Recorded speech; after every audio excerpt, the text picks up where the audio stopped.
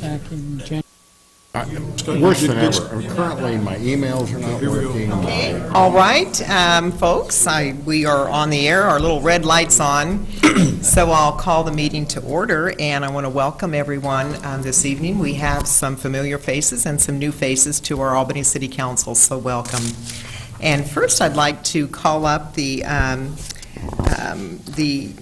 Military Order of the Purple Heart, and Charles Upton, if you can lead us in the Pledge of Allegiance to the flag. I pledge allegiance to the flag of the United States of America and to the republic for which it stands, one nation, under God, indivisible, with liberty and justice for all. Thank you, Charles. Thank you. Roll call. Mary? Olson? Here. Collins? Johnson? Here. Kellum? Here. Kopsinski? Here. Coburn? Here. Okay, thank you. Next, for special presentation, I'm not sure if we have anyone here from the Bicycle and Pedestrian Advisory Commission. Is there one here? Yes. Okay, do you have a presentation for us this evening?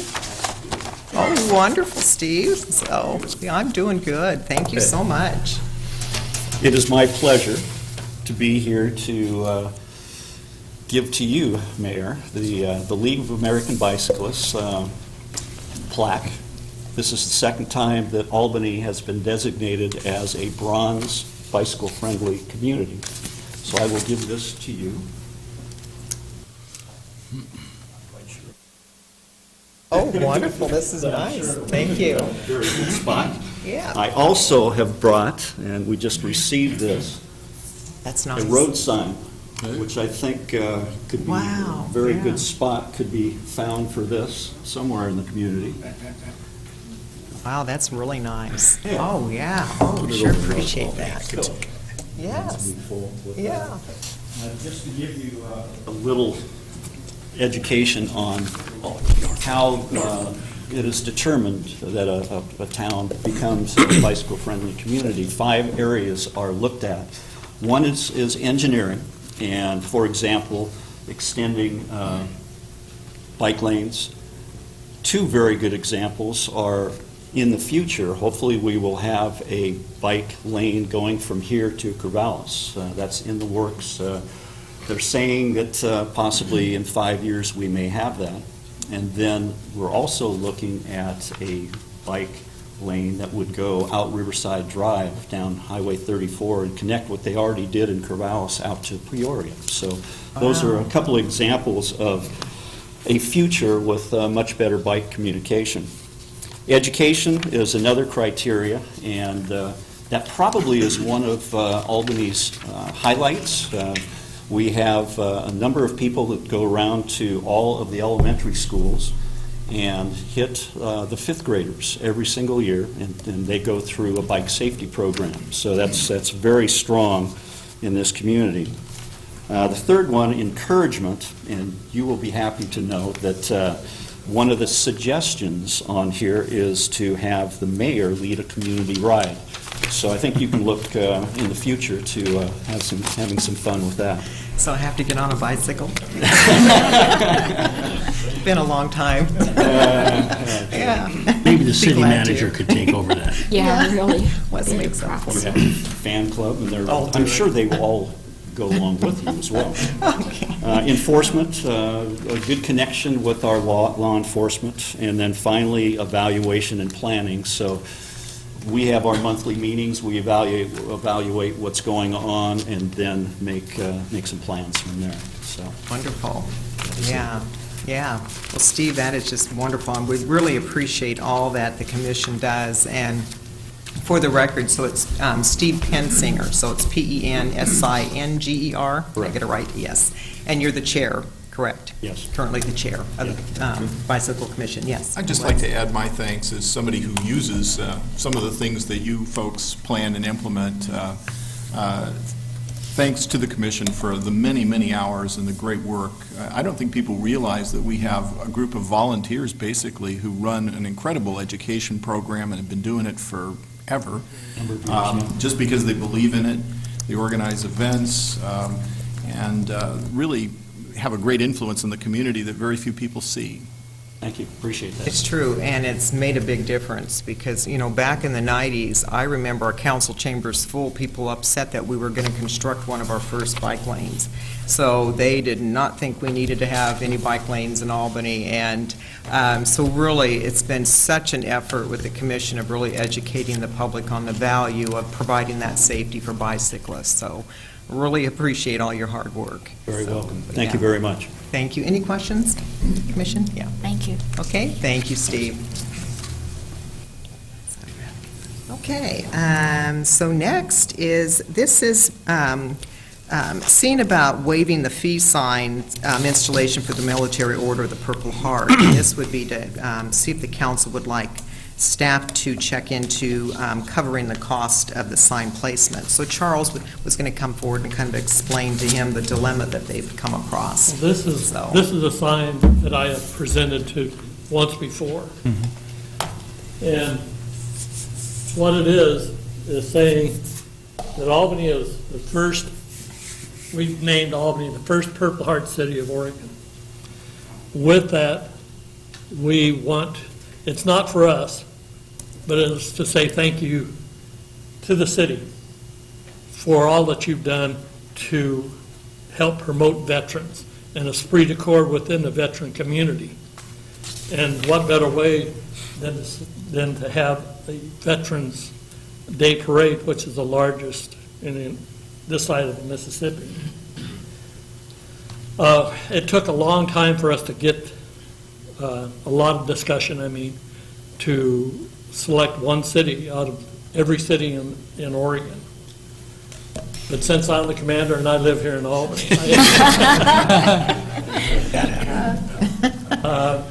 but I love my city, and I love what the city does for us veterans. And so what we're asking is that you waive the permit fees of $150 a sign, just to come out and look at the sign, make sure it's, we're a small organization, we don't have that kind of money. We have one sign. Pardon? Four. Total $600. Yeah. We'll cover Four one. signs. Okay, yeah, sounds good. I'll cover one of them. if the city is. Yeah, so, yeah, I'll do one. Okay, well, you appreciate Problem that. solved. yeah, so, And thank you very Yeah. much. okay, all right. Well, I think we solved the problem there, so that's very, very generous. So Can you thank take it out of my counselors. pay?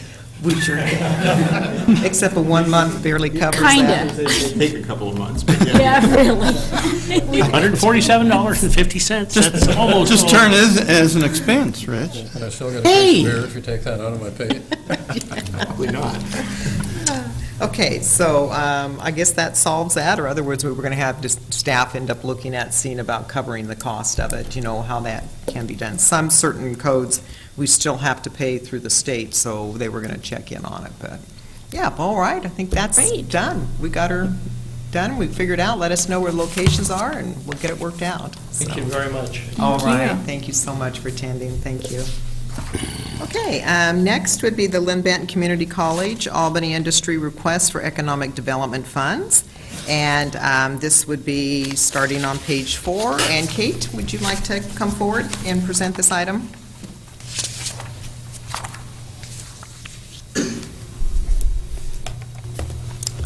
Thank you, Mayor, and good evening. I'm Kate Portia, the Economic Development and Urban Renewal Director for the City of Albany. And I just wanted to make a couple of brief points before I turn it over to Mr. Jim Merriman. Tonight, he's going to be doing the bulk of the presenting. So what I wanted to let you know, as the Mayor said, the staff report for this item begins on page 4 of your packet.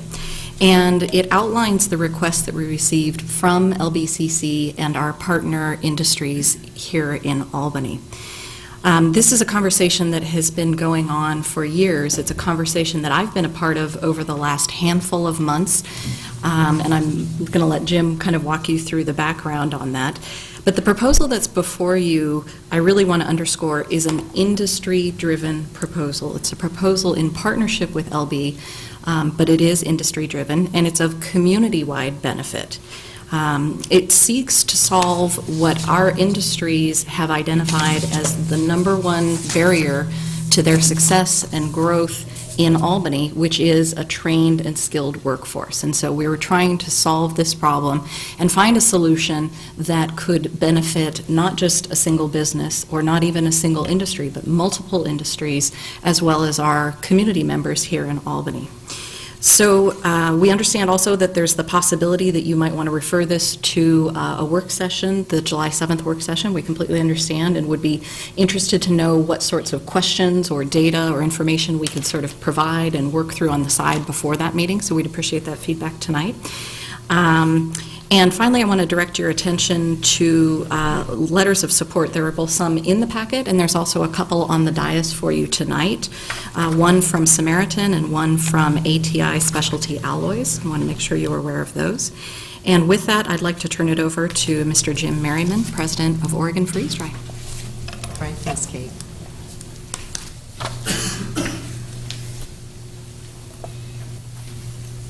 Good evening. Thank you, Kate. My name is Jim Merriman. My address is 4714 Spring Hill Drive, Albany, Oregon.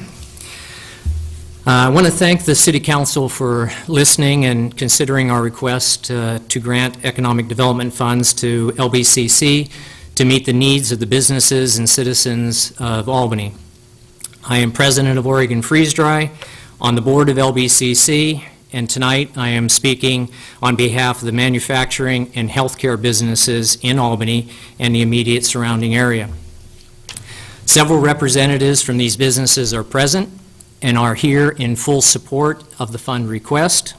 And I'd like to, most of you know them, but I'd like you to recognize them. It's Emerson Smoker, President of Right Way Electric, Scott Pearson, CEO of Woodcastle, Mike Martin, President of Security Alarm, Rick Palmer, HR Manager of Selmat, Dustin Harrington, Vice President of Selmat, David Becker, Dean at LBCC, Bruce Wilmont, HR Manager, here representing all three ATI facilities, Matt Smith, President of L&M Fabrication, Guy Delude, President of Viper Northwest, John Damon, Senior Vice President of Oregon Freeze Dry, David Trebes, CEO of Good Samaritan Hospital Albany, John Pascone, President of Amadec, and Janet Steele, President of the Chamber of Commerce. As a team, we are working on multiple workforce initiatives that are all linked together. I think it is important to understand the larger picture and how this request fits into these initiatives. Over a year ago, we started working with the Chamber and business leaders on why we cannot hire more of our employees from the local area. All the businesses had the same stories. They have open positions today and want to expand, but employable local workforce just does not exist. However, we have graduating students from high school and LB every year. We have high unemployment, so there seems to be a complete disconnect. A conclusion came through loud and clear that we were not educating our students and out-of-work citizens in the areas, disciplines, or skill sets that the local businesses needed. We were not working together as a team, and I mean the Chamber, the businesses, LBCC, the K through 12, to create a pathway from high school to a job in our local businesses. We developed a mission, vision, and strategy of where we wanted to go and how we were going to get there. We involved K through 12, LBCC, the Employment Division, and more businesses into our solutions. We all have been working as a team since this very first meeting. The solutions are currently broken down into three major portions or initiatives. I'm not going to go into the details of each, but we'll give you a short overview. The first initiative was a study or an interview conducted by LBCC called a DACM with many local businesses to understand our common core requirements. Whether we were in the metals, food, or healthcare industry, we found that similar skill requirements for entry-level positions were required. and that we needed some more specialized skills depending on the industry. The DACM research has created changes to the upcoming programs and classes offered at LBCC, making sure they are in sync with business requirements. This work is benefiting high school students, recent graduates, and the rest of the currently unemployed citizens today. There's summer classes that are being to begin very shortly, specifically set up based off of this. Excuse me. But it is hard to get the word out that these classes exist and that LBCC offers a pathway to employment in local businesses, which led to the second initiative. We started having tours of the local businesses. Phase 1 involved high school teachers, counselors, and students. We found that even the teachers did not know what kind of jobs were available locally and what skill levels were required. They were surprised and impressed with the businesses and diversity of the jobs available. Phase 2 could be tours with the employment division to educate them on what jobs are available, what skills are required, and how to make use of the LBCC pathway to jobs. This led us to the third initiative, understanding that we need to market our jobs to teachers, students, parents, and citizens of our local community to get the word out that good-paying, very rewarding jobs exist right here, and not all of them require a 4-year or more degree at a university. In fact, the vast majority of our jobs do not require them. This marketing initiative has begun. It is requiring a 3-year commitment to fund a marketing budget and a new position at the Chamber of Commerce. We hope that position will start in September. Our local businesses have stepped up to fund these, both the position and the marketing. I think the nice part of all these initiatives is the fact that all of them will help the city and community be able to sell and market itself to new potential businesses. We will have a workforce that is trained in the entry-level skills that need and can be further trained in the higher level skills, meaning higher level skills because we, meaning the city, AMADEC, and the current business community have a close working relationship with K through 12 and the LBCC leadership. We can make sure we are all in sync with the changing requirements of the workforce. I am also suggesting that the Chamber, AMADEC, and the city work with local businesses to help in the selling of our city to these potential companies. We can answer questions on why are we here. For OFD and myself, we've been here for over 50 years. Why are we located here? Why are we looking to stay? Why are our local companies expanding here? And why should they come join us? Please make use of us. Up until this point, local businesses have been helping fund the research, marketing, and creation of the new programs at LBCC. And for example, the new mechatronics program that's been here for several years and continuing to grow. This has not amounted to a little bit of funding. This is a lot of funding. Some of us even provide free college education as part of our benefit programs and encourage our employees to get degrees and certificates in special skills. As you know, LBCC will have a bond measure on the November ballot. The college and board wanted to keep the bond at the same tax level as the one that is due to expire in 2016. The bond items are driven by the citizens and businesses of Lynn and Benton counties. They told the college what they were requiring, part of that being the DACM information, and then the college turned that into specific items and costs to meet the community needs, which in turn created the foundation for the bond. The request exceeded the approved funding level. So some choices had to be made and things had to be cut. The bond will cover all of the major requests from the Lynn and Benton County citizens and businesses. For the local Albany businesses, we need some space upgrades to older buildings and specific equipment at LBCC that will help allow the college to further educate its students in the skill sets that we have identified as necessary for our employees. LBCC was given the task to listen to what the Albany businesses wanted as an outcome, and then determine what it would take to meet those needs. This process created the bond, and we employed the same technique for the proposal in front of you tonight. We also have met with the Corvallis-Benton County Economic Development Office, Tom Nelson and Amy, and they fully understand and endorse these requests, but are sad to say that they do not have any funds that can be allocated to this effort. So in summary, this Economic Development Fund request will, 1, benefit Albany businesses in manufacturing and healthcare, not just one company, but all of us. It will help create a pathway for a workforce that is employable with skill sets that we all need for our current job openings and for our job expansions in the future. 3, it will help our local citizens have the opportunity to get a job in our community. 4, it will create a marketing and sales opportunity for Albany to use in its pitch to potential businesses looking for a place to locate, bringing more jobs to Albany.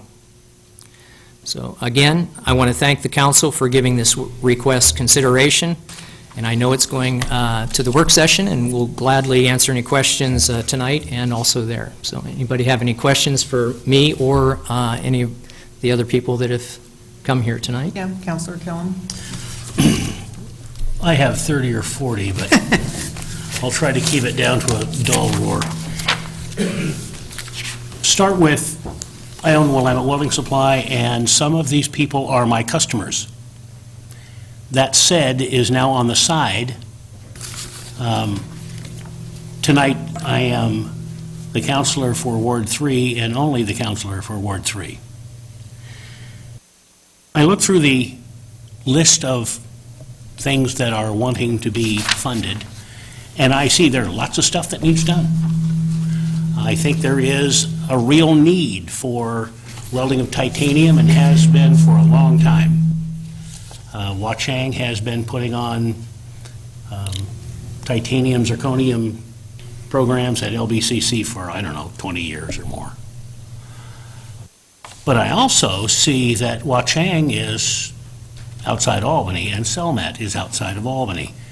And various people outside Albany, I see that there would be great advantages for the area. But I don't see the area paying for it. I mean, look in the camera and tell the people who live in Ward 3, okay, folks in Ward 3 should pay more so people in someplace else don't have to. I think it fits beautifully. The thought process of it fits beautifully in the 34 and make that 38. I recognize the politics are not what it might be.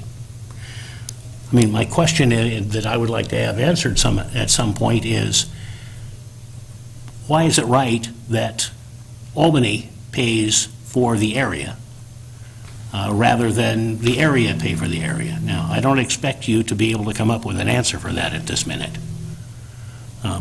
Second, I look at I guess I'm the guy that went to Ed Bonart in the 1990s, the then president of American Welding Society, and said, we need an off-the-shelf standard for welding instruction. And we put one together and turned that into then the SENSE program that Sweet Home and Lebanon and Albany and Corvallis and LBCC all adopted. Now, what they're doing now, I can't tell you. I would want to know what standard all of these things are being taught to.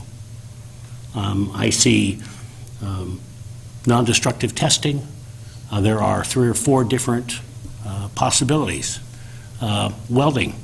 I mean, you've got some that are like, well, AWS, that are relatively standard and that have technical committees. Well, I'm on a couple of them for titanium, zirconium. You've also got places like Weibo, which is just a place north of, well, it's Washington Association of Building Officials. Basically stole the welding code and are using it. All can be used, but if we're going to do it, let's do it right.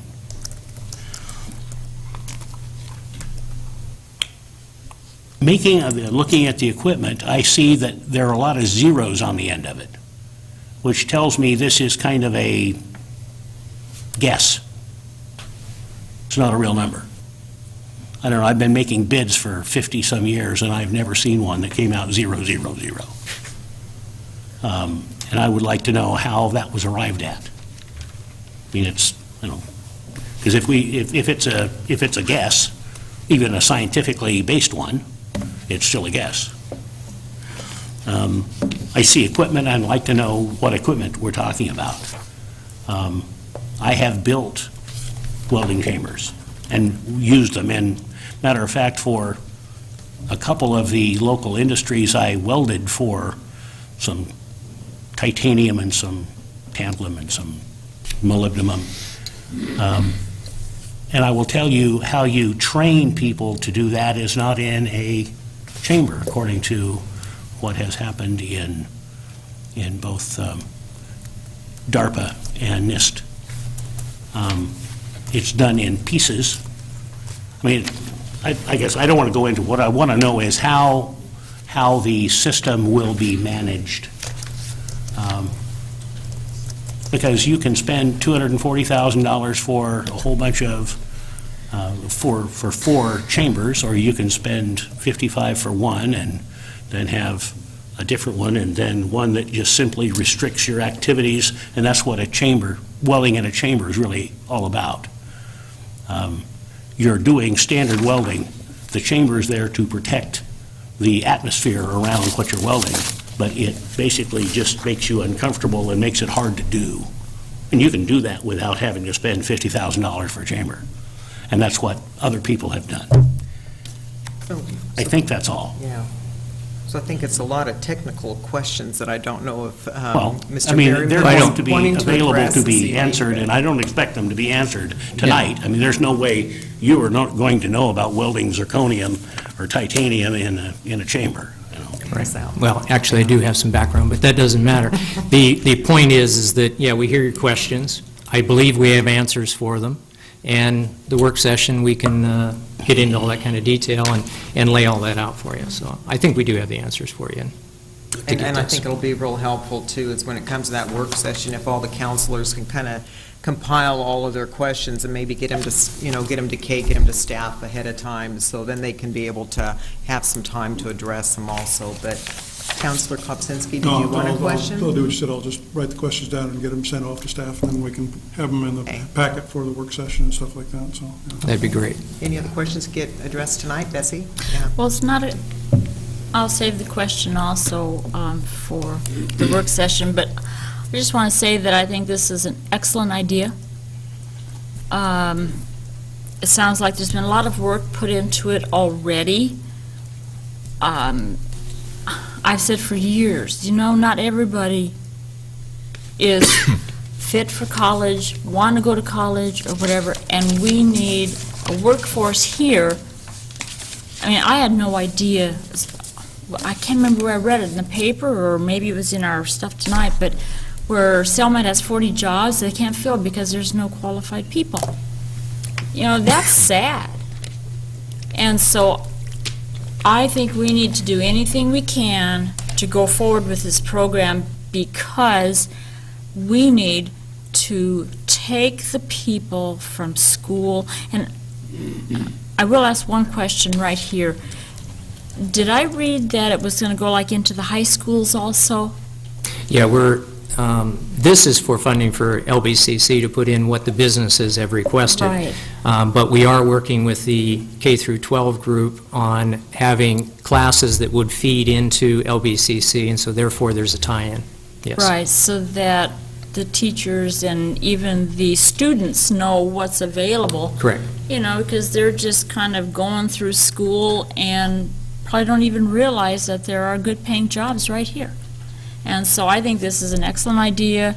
Are we going to quarrel about Selmet and Teledyne being outside of the city limits? Probably, but there's some times when you just have to bite the bullet and do it. We have the money in the Economic Development Fund. This is what it's for. This is what the people are telling us. You put the money in for economic development, that's what it's supposed to be used for. And this is exactly the kind of programs that, in my opinion, that it's for. And so I am totally in favor of this, and I just applaud all of you who have worked on this and want something for our young people, because sometimes I'm sure they're just kind of flitting around thinking, okay, now what am I going to do? I don't have money to go to school. I don't really know what I want to be when I grow up. It's, you know, so this gives them a chance. And so I think it's just wonderful. And so with the work session, I may have some questions and stuff, but not many, because I just think this is something that has been needed for a long time, and it's about time Albany gets off the dime and does something. Amen. Betsy, so Councilor Coburn? Oh, I just wanted to say that I look forward to the work session. I think we can drill down into this a little deeper. The only observation I had, I thought you heard, you make the comment that there's a lot of businesses out there that are trying to hire people, but they just aren't finding people in the workforce with basic skills. And I look at these packages A, B, and C, and these aren't basic skills. In my interpretation, these are very specialized training programs. And I'll give you an example. I'm in the electrical contracting business. So when we look at people that are interested in being an apprentice electrician, they typically come to us with not too much knowledge of electricity. And I tell these people during the interview process, that's what we're going to teach you. I can't teach you how to show up every day, show up on time, you know, be clean, well-dressed, you know, not be on drugs, you know, that type of thing. So I'd be curious to hear more of your thoughts in terms of, you know, basic skills, you know, willing to work and able to work versus some technical specialty training, in, whether it be in the welding or the healthcare diagnostic imaging, you know, that type of thing. So. Amen. All right. Any other thoughts, Jim, or? Nope. I think we'll look forward to getting your questions and be putting together the answers, and look forward to the work session and drill down on whatever you want to drill down on, and hopefully we can move forward. So I appreciate your time tonight and considering this. I think all of us here can say we really appreciate all of our, you know, industrial leaders and all, you know, collaborating and working together with some agencies to really kind of see we have a big gap out there in the community and how can we fill it. So really appreciate it. Was there anyone else that wanted to come forward and speak on anything, or is that it? Okay. Yeah, great. Thank you so much. Yeah, thank all of you. Thank you. Okay, council, we have a public hearing, several of the public hearings. So first is going to be over the supplemental budget. Stuart, did you have some comments? Thank you, Mayor. If I could just make a few comments that give a general description of the types of changes that are included in the supplemental budget. As you recall, we bring a supplemental budget to the City Council generally in June each year to have our budget conform with decisions that have been made during the year by the City Council. And as I mentioned, there are generally three categories that they fall into, so I'd like to describe those quickly this evening. The first would be changes reflected in the adopted budget.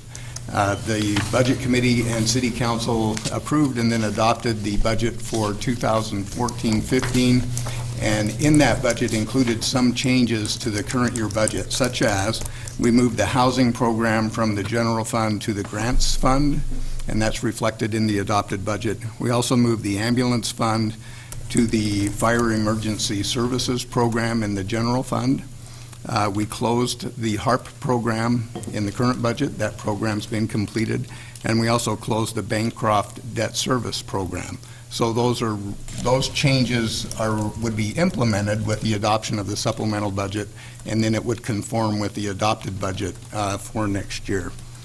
A second area has to do with expenditures previously approved by the City Council, and examples of those include we had two elections last year, an election to modify an initiative petition, and then also an election to consider a public safety facility bond. And the costs of those elections were not included in the budget, so this would appropriate dollars for those elections that were held.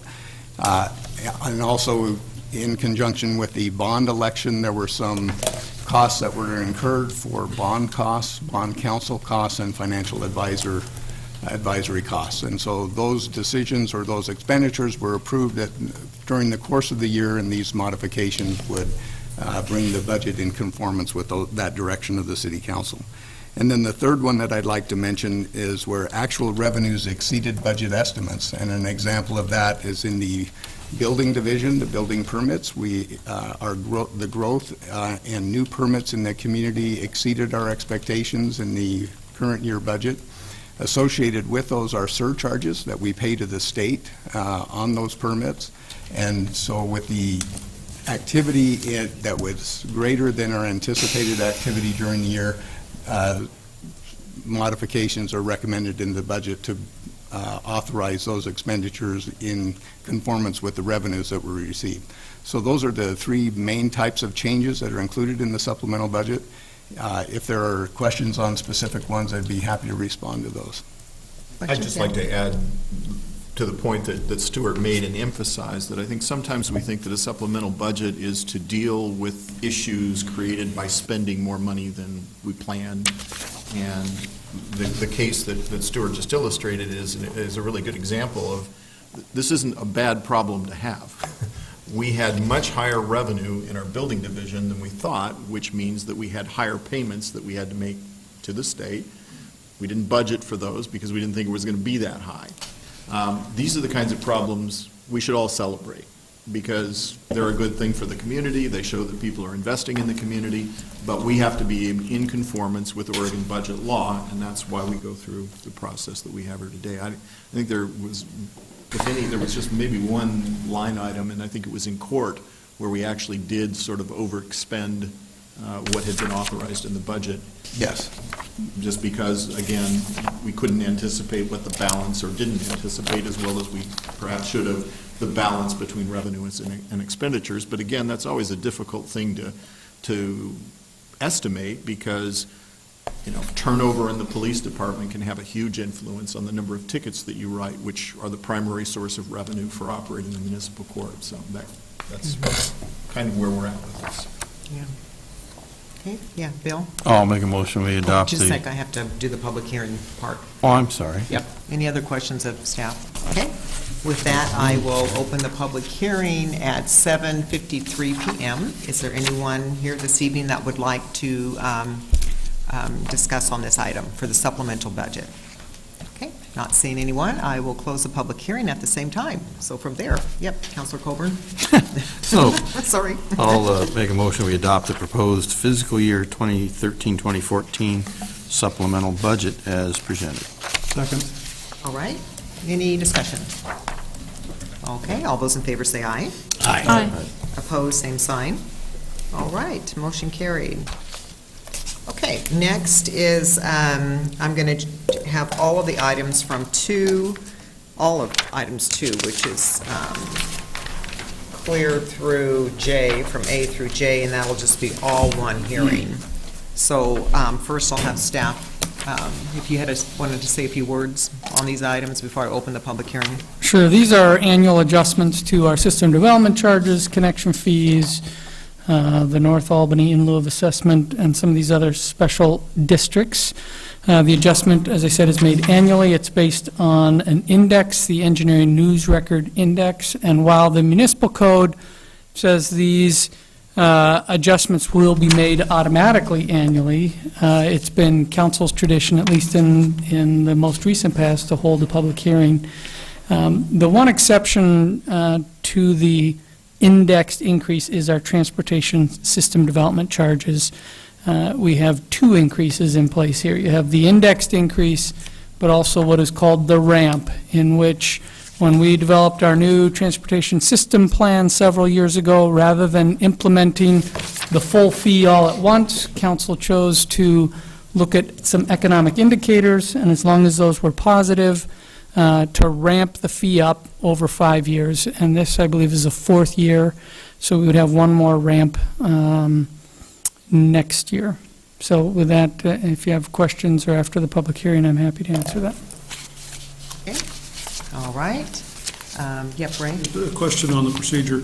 Each one of these have a resolution. We don't have to read them individually. You're trying to do it all at one fell swoop? I'll do the hearing for all of the items in two, but then we're going to have individual motions for each resolution. Okay. Yeah, so. Okay. All right, so with that, I will open the public hearing at 7:56 PM. Is there anyone here that would like to come up and comment on all the items that are in 2, which is over the system development charges? Okay, not seeing anyone, I will close the public hearing at the same time. Okay, so council, your first resolution is on page 45, and this one is revising water system development charges and reaffirming an appeal fee and repealing resolution number 6243. What would you like to do with that item? Move for adoption of the resolution. Okay. Is there a second? I'll second. All right, and any discussion? All those in favor say aye. Aye. Opposed, same sign. Okay, motion carried. Next item is a resolution, and this one's on page 47. This is revising the transportation system development charges for impacts to the Albany transportation system, reaffirming the appeal fee and repealing resolution number 6244. Move for adoption of the resolution. I'll second. All right, any discussion? All those in favor say aye. Aye. Opposed, same sign. Okay, motion carried. Next would be revising the sewer system development charges for connection to the public sanitary sewer system, and this is a resolution that's on page 56. Move for the adoption of the resolution on page 56. Second. Right, any discussion?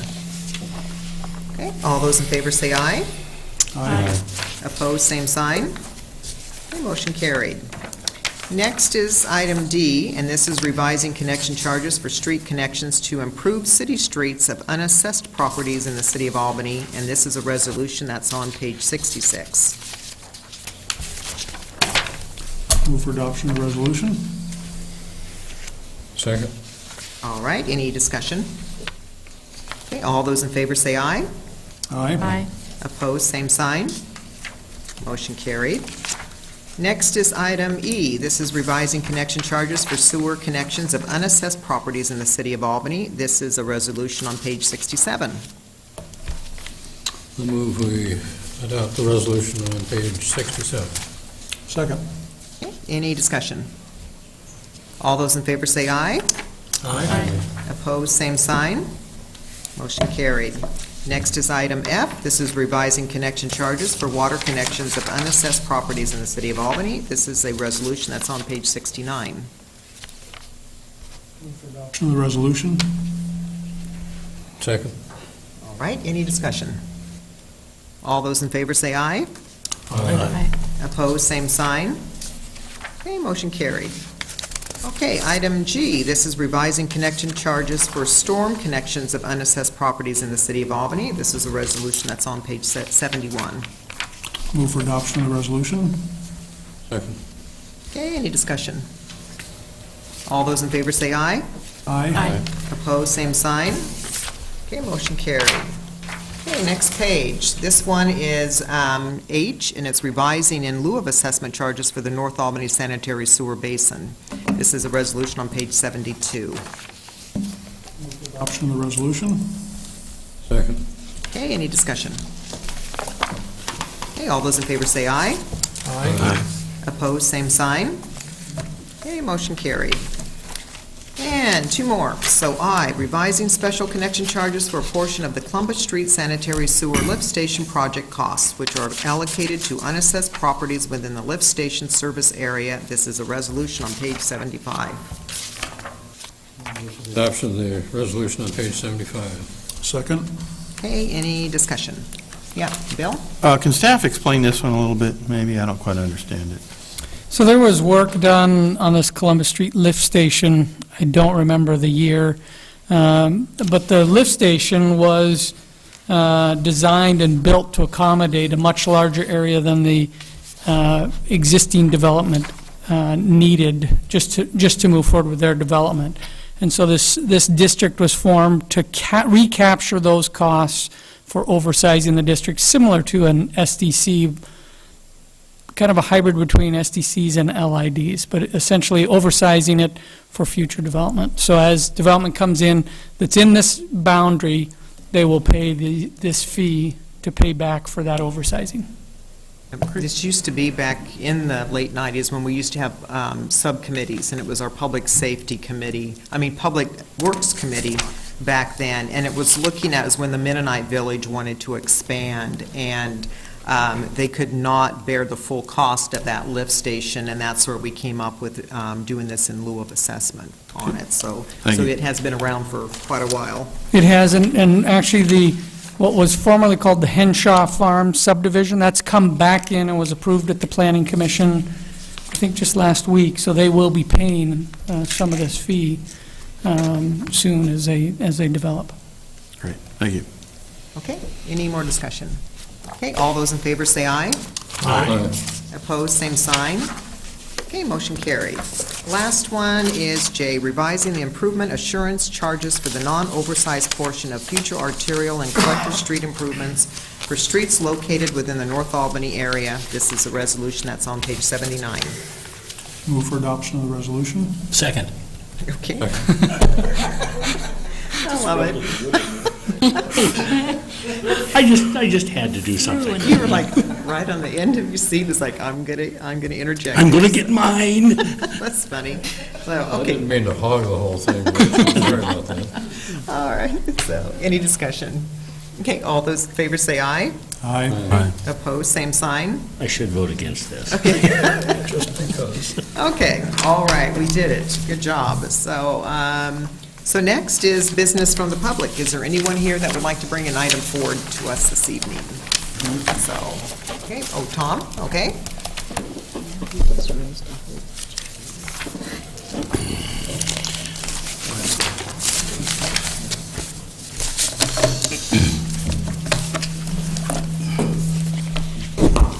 Tom Cordier, 2240 Northwest Park Terrace, Albany, Oregon. I'll be speaking to item I at the bottom of the agenda page. I'm assuming that there won't be any other place in the agenda to speak to that issue. Is that true? Correct, yeah, and most likely this item is going to be referred to the upcoming work session because Councilor Collins wanted to be a part of this discussion. Okay. Yeah. I wanted to give you some information regarding that page 127 single page. I'll be handing this out when I'm done speaking. Skeet Aerosmith and I are submitting a minority report from the Public Safety Committee for the fire and police replacement. We support the page 127, the committee recommendation, in that it should be done, but in our view, does not go far enough. And that's the piece that I want to talk to you about tonight. On May 20th, Wes Hare arranged for what was called the expert in urban renewal to come testify in front of our Public Safety Committee. And she did a great job. And I wrote that out for some people to see. And she brought some very important information to us. Number one, the uses of urban renewal funds for public buildings is a policy decision, not a legal decision. And in addition, the decision to use or not use urban renewal funds for public buildings is a local decision and not a state of Oregon decision. And she clarified that a little bit, that there had been some discussion at the legislature about kind of roping in what kind of projects urban renewal funds can be used for, and that the legislature somehow, I don't know, decided that they would leave it to the local communities as to what they wanted to use urban renewal money for. And that all projects included in an urban renewal plan, including buildings, must meet the serve and benefit and/or benefit requirement that's imposed by the state. And so I've really appreciated her testimony because I thought it gave quite a wide leeway of allowing the urban renewal district here in Albany to fund a substantial amount of the cost of the public buildings, the fire hall, and the police department building. And as an aside, I tend to think that the fire hall is a little more appropriate because its purpose is to serve this area compared to the police department that serves a whole other area. And Ralph White brought up the proportionality rule that, as an example, that Jeanette had talked about, that since that urban renewal here in Albany is about 8% of the total land area of the city, then it would be reasonable under the proportionality rule that CARA could fund 8% of the cost of the police department. So there are ways out there that people use to logically come to conclusions, okay? So, so here we then come to our next meeting. And by the way, we have Ms. Lawner's testimony transcript that has been approved by our committee. And so that, I have a copy of it here, but I'm not ready to hand that out. It's my only copy. But the copy of her comments about how urban renewal is thought about, not just here in Albany, but in Oregon, is in transcript form, and it's been approved by our committee. And then on June 10th, Mr. Delapour came and had been a very, it was good to hear him come in a prior meeting because he did help us a great deal. But all of a sudden, when Mr. Delapour started talking, there's all this angst and concern about the legality of using urban renewal funds to substantially bear the cost of the fire department and the police department. And I guess I don't have minutes of that meeting. They may exist, but I don't have them. So I'll just ask you to take my word for that. And so anyway, there was a lot of, and I'm trying to be a little humorous here, but there was a lot of wringing of hands and about a lot of almost confessionals about personal ethics crisis that was going to happen if we decided that we were going to use substantial amount of CARA money to fund the two projects. And so what happened was, again, and I'll say it this way, because Mr. Delapour offered the same option 3 times that says, well, the committee could do, and that's what we ended up doing. And so Mr. Delapour's testimony swayed the public to, in my view, only look for a minor amendment or trying to stay on the low side of the funding for potential something, legal problems or ethical problems or what, it wasn't clear to me. But as I said in the meeting to Jim, to me, you've wiped out everything that Ms. Lawner said. It's not consistent with what she gave us as the expert in urban renewal. Doesn't fit. And so it's out of that I come here, because what happens in our committee is that we use a process that Frank Morris had come up with, where you use a particular word, and right now I'm sorry it escapes me. Say? Survey. Survey. Thank you. Thank you, Mike. I have a hard enough time picking up sound from the front with these hearing aids, let alone the back. Thank you. When someone calls for a survey, discussion stops.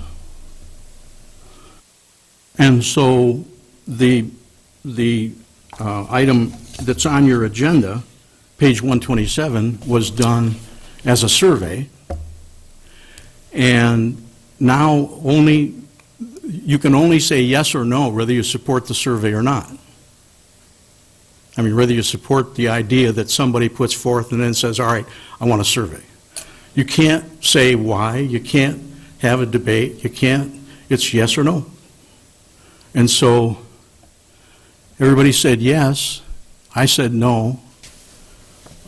Immediately you go to a formal motion, and bang, the deal is done.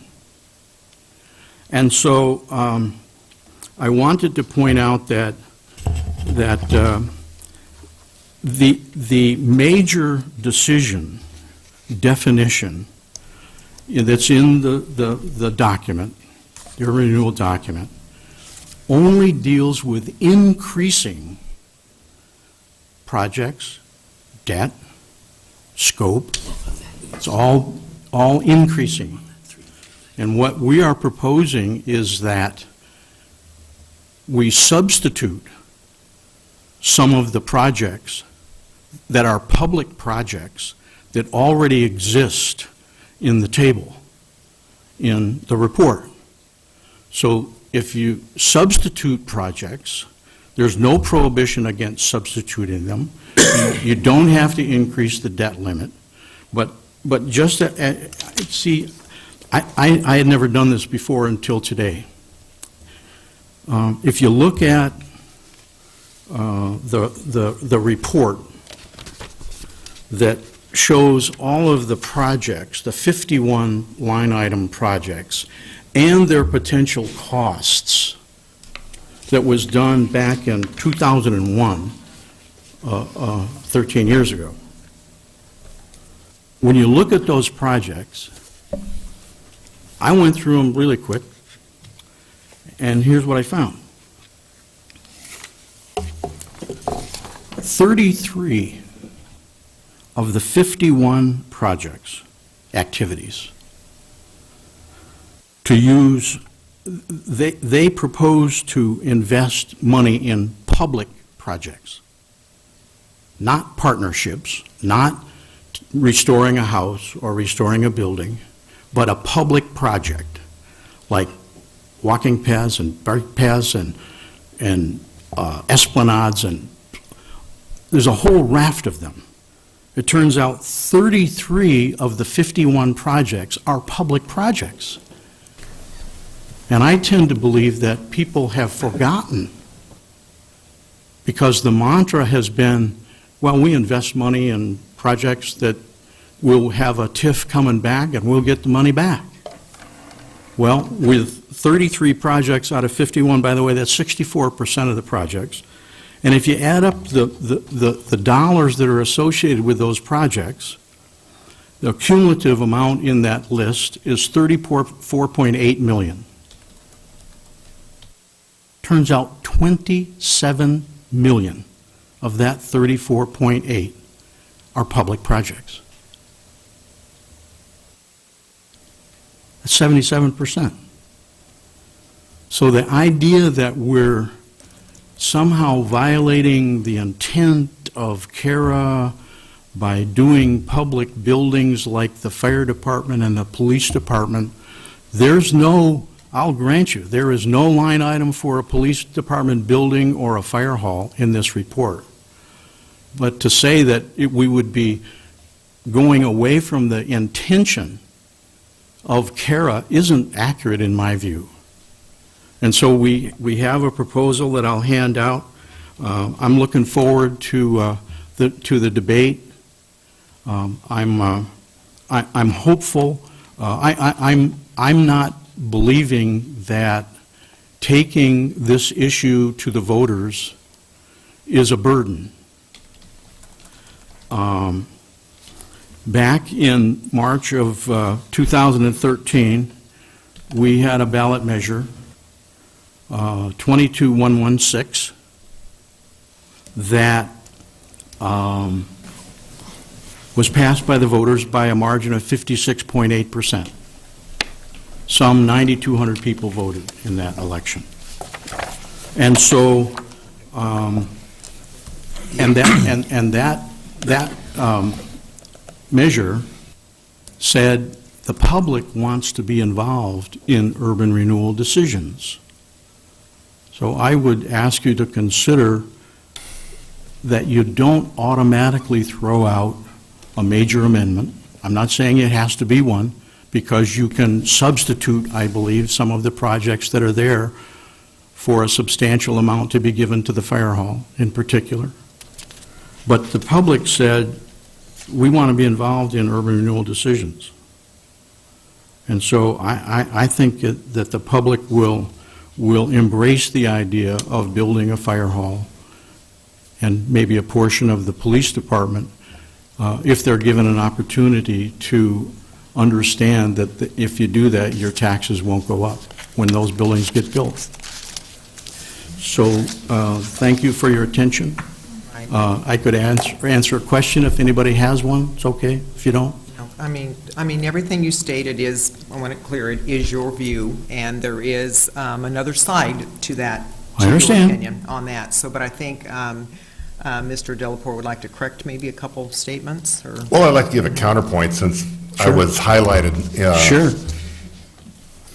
The council has had occasion, probably more than they wish, to hear from me over the years. I've never previously heard my comments characterized as hand-wringing. Perhaps that's what they are, and I've simply misunderstood them. With regard to ethical concerns, the ethical concerns were raised by Sheriff Burwright, who has over the years taught ethical decision-making classes to students.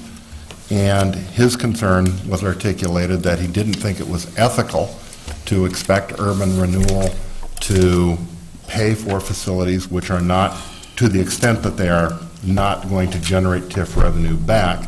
He said he had been a critic of urban renewal in the past, and he was concerned that it would be unethical for him to support a larger taking of urban renewal funds, even though he didn't personally feel that he believed in that concept, just because in this particular instance it benefited law enforcement, which he of course supports. So I don't want you to think that I was involved in a lot of ethical hand-wringing. The ethics were Sheriff Burwright's concern, and that was his personal comment. Nobody could not respect him for sharing his views on that, whether any of us agree or not. The other caution I want to make is when the testimony of others is recounted, like Jeanette Launer's comments, my comments, you have to understand that testimony is heard and remembered through the ears of a listener. A listener often has strong values. They are not a blank page. And I think even Mr. Cordier would acknowledge that on the subject of urban renewal, he is not a blank page. He has strong beliefs, which is, of course, appropriate, as do I. Yep. And so I just would caution that we all sort of hear things based on our personal belief set. So if somebody comes to you and says, so-and-so said exactly this in this circumstance, I don't think there's any attempt to be incorrect or dishonest. I think it's that we tend to hear sometimes what we seek to hear, and we tend to remember that which we have interpreted at the time to conform to our beliefs. Sure. It's one of the reasons why in court hearsay evidence is not accepted. And while this is not a court, the reason courts don't accept it is because it's often mistaken. So that's all I really wanted to say on that, other than the meeting in question was a 4-hour meeting. All views were fully aired, and the issue of whether this committee recommendation would be accepted or Mr. Cordier's and Mr. Aerosmith's recommendation was debated. How many members are on the committee? I'm trying to remember. Tom. 12 or... That night, I believe there were 12 present. It was So 10 it was to 2. 10 to 2. I believe so. So just, Yeah, and Jim, I would support what you just said. I agree with what you just said. The written record, however, isn't hearsay, and so all of you have received, as I understand the process, Ms. Launer's written, the written transcript of her comments. So that is in the record. Oh, that's true, I haven't seen it. I have it either. My understanding was that once our and I committee- have not reviewed, was Ms. Launer recorded and every word she said was transcribed, or were in the Yes. minutes? The answer is yes to your question. No, I believe the answer is, she was recorded, yes. The Yeah. answer to that is, was every word that she said transcribed would be a question for Marilyn, and I'm not sure that's accurate. Darn near all of them, but not every Yeah, one. that was the But intent, right? The other thing is, when you ask a lawyer, it's one thing to ask a lawyer to give you a seminar on a subject, it's another thing to ask a lawyer specific questions with regard to specific proposals. I don't think that I was disagreeing with the substance of Ms. Launer. The comments I made were that there were ways you could spend more money. In my judgment, they would require amendments, and there were certain vulnerabilities. What Ms. Launer spoke to is, you can do these things if you can make certain findings and establish certain facts. So, again, it's not so much that there is a disagreement on the law, it is sort of how you ask the question determines to some degree what kind of an answer you will get. Yep. Although, it also won't surprise the council or anyone else that lawyers don't always see things the same way, which is why we have judges, which is why we have courts of appeal, and sometimes the goal is to stay out of those courts. Yeah. Thank you, Jim, for clarifying that, because many times, people will perceive things how they want to hear it, but also they can state things that might sort of distort what somebody said. But I want to make it clear, Mayor, I'm not accusing anyone of attempting to No, distort I know. anything. I'm just saying we all hear things That's right. with an ear based on what we already are thinking Yeah. about. So I'm not accusing anyone. And that's the point. We all do that. Absolutely. Thank you. Okay, all right, thank you. Anyone else from business from the public? All right, not seeing any. Let's see, next is Parks and Rec. So this is for our new dog park. So Ed, this will be an ordinance also that's on page 81. Thank you, Mayor, members of council. First of all, I wanted to thank the city attorney for actually preparing this resolution and memo for me because I was out of town at the time. So thank you, Jim. So just in essence, the current municipal code doesn't permit dogs to be in parks anywhere in the city without a leash, although you may have noticed a few dogs now and then without leashes and sometimes even without owners. But if we are going to have a dog park in Albany, it would be an off-leash space, and we would need to make sure that it's a legal place to be off-leash, and that's why you have the resolution before you, which would amend a portion of the AMC in Chapter 6 specifically. I think I'll stop there and entertain any questions or comments that you might have, and hopefully move forward. Questions? Yep, Ray? Ed, is this in conjunction with the new park that's being created out there? at the Expo? So let me just add a little bit more information. There's a fenced dog park that is being built in Timberland Park, north of the lake, and yes, across from the parking lot at the Expo Center. I think the fence is probably completed by now. It was under construction when I left town. And then the concept of a dog park also includes unfenced spaces. An example might be North Albany Park, which is a Benton County park. We've had discussions with them. They seem to be amenable to establishing an unfenced dog park or dog area or off-leash area in their park as well. We haven't made those choices yet. We focused our efforts and energy on establishing the location and design of the fenced space, which is the one that is at Timberland Park. Okay. All right, no other questions? Is that Rich? I Rich don't has know one. at this point if we want to deal with this or not, but dog park and the expo. I guess what I'd point out is in the past, I've pointed out that we can communicate better, and I think almost everyone will agree that there was communication that didn't happen.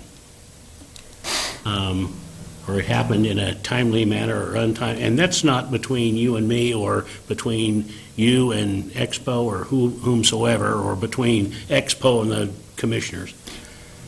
I'll accept that if we put it in a really broad context. I would agree with that. Communication can always be improved. And I think that is going to be increasingly necessary at the Expo Center. I think there's some real changes coming. I spoke to, well, Randy stopped in this morning, and, you know, this has been kind of running around. Many of you have not heard it, and there has been some unhappiness that they didn't know about it, or that some folks didn't know about it in a longer term. And Randy was very, very quick to say, I have no trouble with Ed, and I have we eat a whole lot of stuff. And I guess what I would like to do is, I mean, if there's a way that we can communicate better, we should communicate better, because for this one, people were looking past each other and talking past each other, and it just didn't turn out real nice. Are the Expo people worried about dogs, or what is the problem? What happened was they have the space that they had traditionally used in the past was being used by the dog park, because that's where it made sense to put it. I mean, it's next to water, it's next to, well, they didn't, not everyone knew about that. So when they looked out and it's happening, well, imagine if we look out and the Expo parking lot 2 weeks before, 3 weeks before, Art and Air is being torn up to put in some pipes, we'd be out there saying, gee, what's going on, what's going on? I mean, they'd be all worried about it. Same thing that happened with them. And it was exacerbated by a group of people who decided they weren't going to come here this year because, well, that was maybe the last thing, and I'm not going to tell you that's the reason, because there were a bunch of reasons that they didn't want to come. But, Yeah, and one of these days, maybe we'll have a chance to explore that subject a little bit further. Yeah. I'd like to do that, because I think there are some misstatements being made, not by you, but by others. Yeah, thank you. Well, anyway. I received that letter, so, yeah. Thank you. Yeah. Yeah, so point well taken. I thought we were communicating adequately. Apparently, we misfired on at least one point, so I appreciate that. Well, and I guess I would add that it's not just with one department. I mean, you know, when I sent an email to Ed asking what it was, there was some, I think, miscommunication with what I was asking, and a little bit of miscommunication with what came back. And, you know, it's just that we need to make sure we communicate more completely. Just for everybody's benefit, and Counselor, certainly you've heard this one as well. The dog park is roughly 2 acres in a space that's was 12 acres.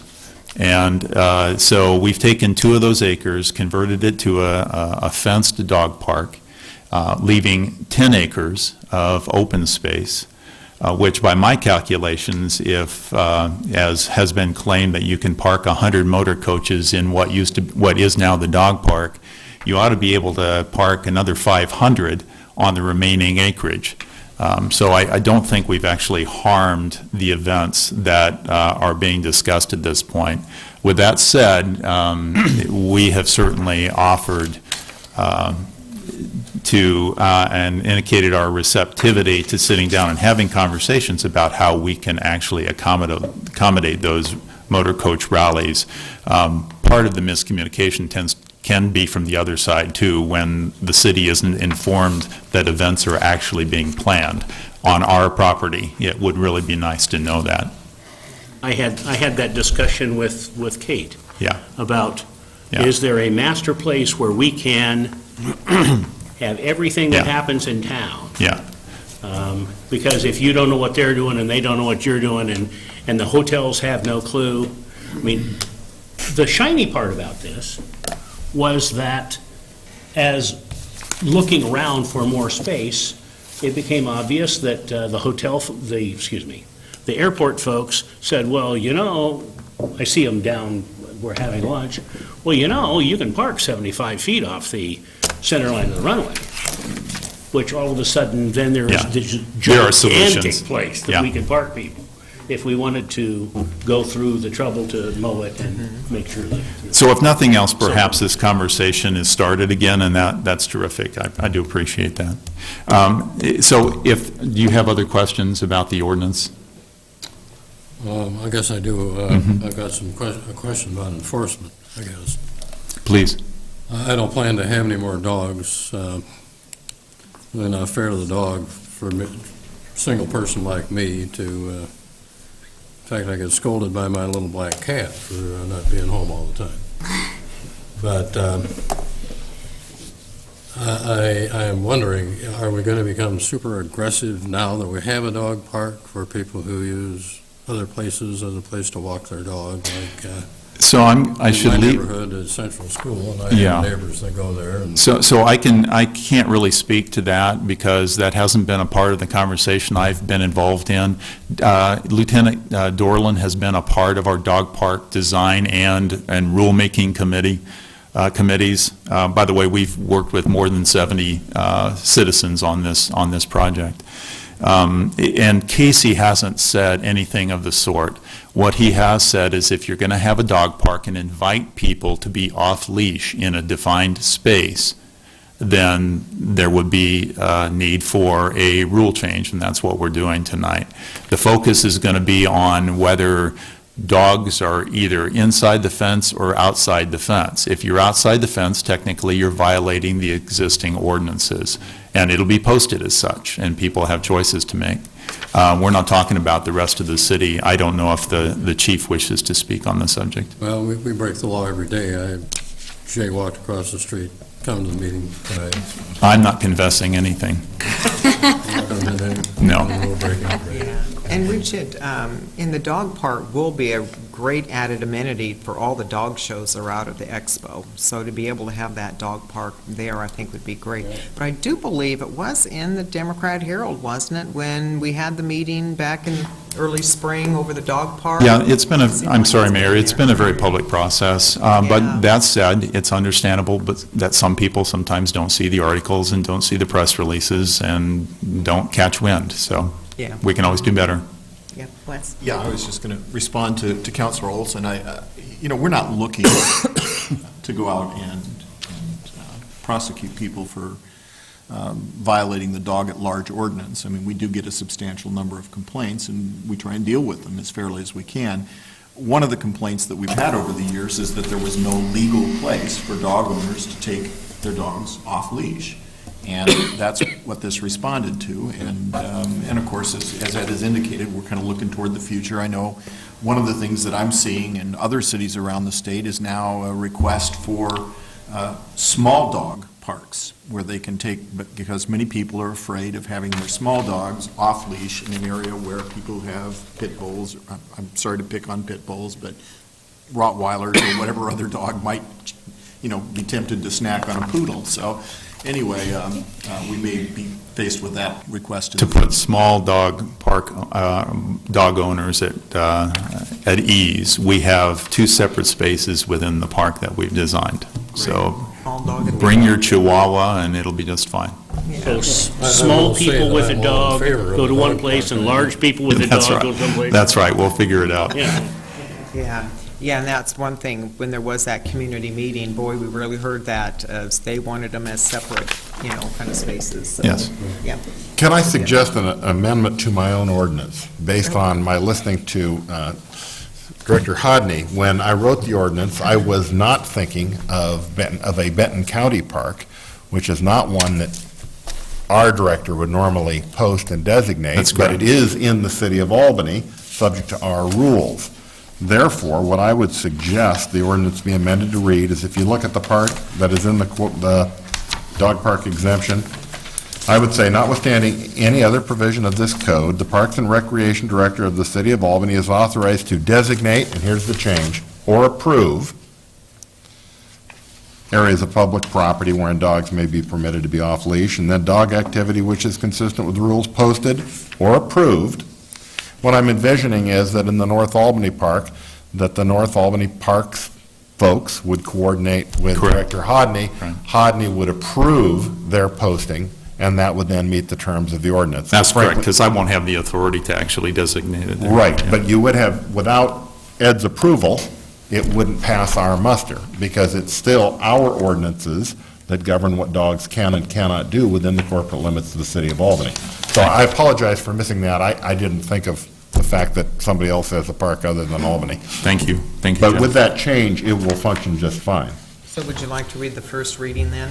I would, and may I, by consensus, deem the motion, you don't really need to amend it before you've done the first reading. So the draft that's being proposed to you tonight has the modification I just read, and I'll provide that to Mary. So it's an ordinance amending Chapter 6.04 of the Albany Municipal Code, authorizing the Parks and Recreation Director to designate areas wherein dogs may be allowed off-leash and declaring an emergency.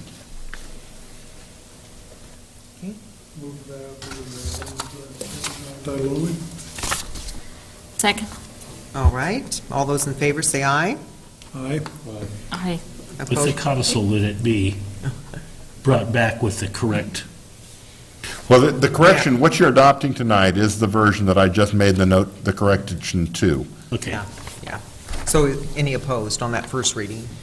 Okay, all right, so And- second reading. An ordinance amending Chapter 6.04 of the Albany Municipal Code, authorizing the Parks and Recreation Director to designate areas wherein dogs may be allowed off-leash and declaring an emergency. Move for adoption of the ordinance. Second? Okay, any more discussion? Right, all those in favor say aye. Aye. Opposed, same sign. Okay, motion carried. Thank you, Ed. And countless dog owners I know appreciate Oh, boy, what you've they just are. done. I was just amazed how many I'm people not one came of out them. for that meeting. So, yeah, they were just really excited and really engaged in the process. So next is your item, is the next one, and that Yes. would be any comments that you wanted to make on that, Ed? Just very briefly, every year before the end of the fiscal year, or beginning of the next fiscal year, we ask you to adopt a new fee schedule, and that's what this represents. Exhibit A is really what you're adopting, and if you look at Exhibit A, anything that has been highlighted, I'm assuming you have the color version? Okay. Anything that's been highlighted shows the strikeouts on the current fees and what it is being changed to. So there are no changes other than what you see highlighted. Okay. And, so fees related to specific programs and classes, and then fees related to rentals, specifically sports field rentals. We've invested a lot of money over the last 2 years on our sports fields, and it's time for us to catch up a little bit on the market. Okay, all right. Council, there's a resolution on page 83 for this item. Question? One of the items on page 84, at the bottom one that's highlighted is the kindergarten. You've eliminated anything kindergarten? Yeah, that class is not being taught any longer. And so other classes have been modified to essentially take up the slack, yeah. Is that because GAPS is going to go all-day kindergarten? It's not just because of that, that's a factor, but we've just seen a shift in the age groups and the populations, and so we're just folding those kids into different programs, yeah. Okay. Other questions? Or I'll entertain a motion for adoption of resolution on page 83. Move for adoption. Okay, Second. all right. Any more discussion? All those in favor say aye. Aye. Opposed, same sign. Okay, motion carried. Thank you, Ed. And next would be a resolution on page 90, and this would be for planning fees. So, Mark? Correct. I brought this item before you at your June 8th council work session, essentially a 2% increase in the planning fees. We are proposing one new fee regarding conditional use for home-based businesses, a reinstitution of the code amendment fee, and then we're also proposing dropping the temporary sign permit fee. Happy to answer any questions you have. Questions? Okay. What would you like to do with this item? It's on page 90, resolution. Move for adoption of the resolution. Second. All right. Any discussion? Okay. All those in favor say aye. Aye. Opposed, same sign. Aye. Okay, motion still carried, 4-1. Okay, all right. Next is adoption of the consent calendar. I have just one word needs to be changed on the April 9th minutes, which is 1A, so I'll pull that one off. And does any others need to be pulled off? In other words, I'll entertain the motion. Item Oh, you do? 4, Item 4, please. okay. And Dick, what did you have? Oh, let's see,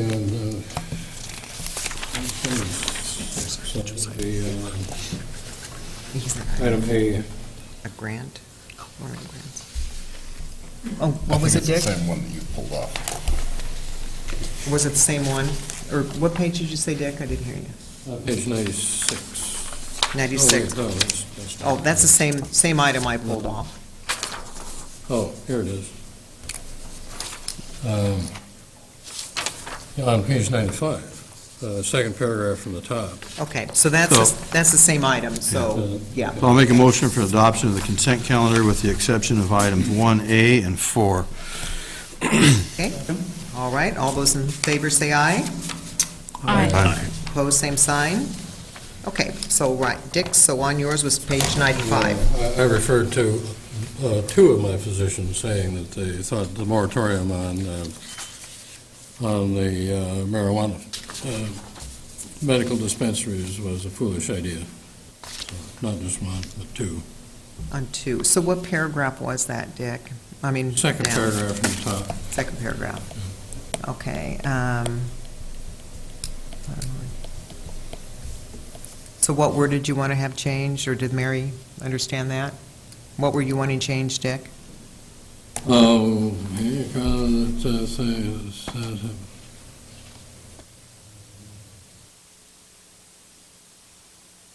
says here, he respects his physician, so we asked him what he thought about the moratorium.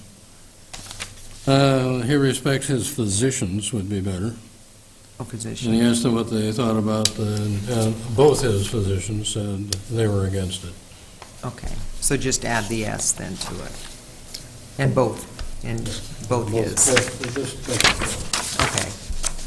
All right, that's that. And then mine would be on page 97, second paragraph, and the third sentence, where it says, found that it was only 55 decibels. It was over the 55 decibels. So it's just a real minor change. So, sorry, Mary, on that. Okay, anything else under those minutes that needed to be changed, corrected? I move for the adoption of item A, 1A in the consent calendar. Second. All right, there's a second. So all those in favor say aye. Aye. Opposed, same sign. Motion carried. Now is item number 4. That's on page, what, 110? Just maybe a little more explanation from staff as to the history behind this, who's going to pay for it, who's going to maintain it, so forth.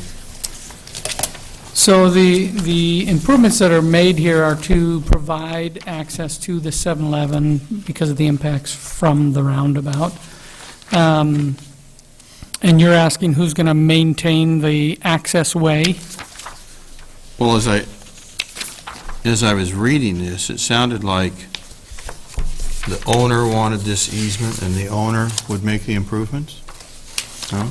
The city will make the improvements as part of the improvements we're doing at the roundabout.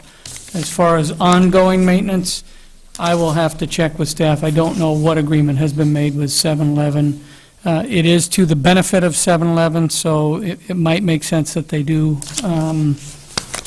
maintain it. But I do know that the city is making the initial improvements. It provides some additional parking and access. So the easement is for the owner of the 7-Eleven to have basically access to city-owned property, correct? Access over the property, Right. yes. So I just think that it becomes his burden to maintain it. That would be my thinking, too. I would have to double-check, but I would believe that would be correct. And was this part of a design, or did this come up afterwards, or was it his idea? I just asked you 3 questions, but I'm trying to figure out how the impact of the roundabout affects him. It was part of the design. In the design, as we were impacting multiple property owners, access and parking, we worked, and we do this on most street projects that have impacts on access and say, parking for businesses. So this was a design. The odd shape is to allow the driveway to be far enough away from the approaches to the roundabout. You also have to accommodate turning radiuses and such. You approved some other, I think they were licensed to occupy, where we allowed other businesses to park on what is currently city right-of-way to accommodate other impacts to their parking. So this is just another piece for the 7-Eleven. They've come to you over time as we've gotten the legal documents done and settled with the property owners. Didn't they lose an access for 7-Eleven? I believe they have, That's yeah, why because they of the needed this approach connection. leg, right? Yeah. So was there going to be constructing of additional parking? There is in this, as I recall, in this access easement, there's a travelway and some parking spaces. Okay, and that parking was supposed to be for anyone in the vicinity, because wasn't it security alarm needed additional parking? Was it? So it's for anyone to use? I believe we gave them a license to occupy for some additional parking, and I don't believe these spaces will be signed for 7-Eleven only. They'll be, anyone in the area can use them. Okay, yeah. Okay. So I don't have a problem with it. I would be curious to see an overlay of this with the roundabout. Sure. I'm just, in my mind, I'm trying to figure out how this all looks when we're all done. We certainly can, happy to, if council would like, I could email out a picture to you, or I could meet with you individually with the actual plan sheet. Is there a necessity to make that decision for this tonight? Can you get that information, and we just defer this to our next work session or something like that and sign off on it then? It can be deferred, if council would prefer that.